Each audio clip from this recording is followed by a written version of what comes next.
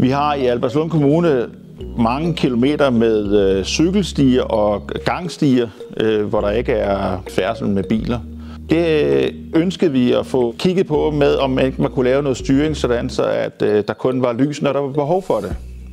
Jeg hedder Jens Solvig. Jeg er ansat som driftansvarlig for gadebelysningen i Albertslund Kommune. Sensity er et godt produkt, som har opfyldt de krav, vi har. Sensoren i det her system, så selve detektoren, er utrolig følsom over for netop mennesker, som den skal være. Altså noget, hvor det er beregnet, den skal tænde. Og vi har endnu ikke haft nogen henvendelser vedrørende fejltændinger. Og det er jo et rigtig godt kvalitetsstempel af det her produkt. Det er en installationsopgave, som er meget, meget simpel, så det vil sige, at man er hurtig afsted med det, hurtigt videre, konfigurationen er hurtig.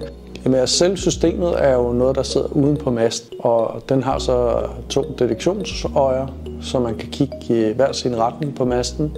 Den sidder og passer sig selv og er ret neutral at kigge på. Jeg hedder Jens Hammer, og jeg er rådgiver og har hjulpet Albertslund Kommune med nogle lysprojekter her igennem de sidste par år. Vi har valgt Sensity-systemet, fordi at det giver muligheder for energioptimering, samtidig med at man ikke kan gå på kompromis med lyset til borgeren.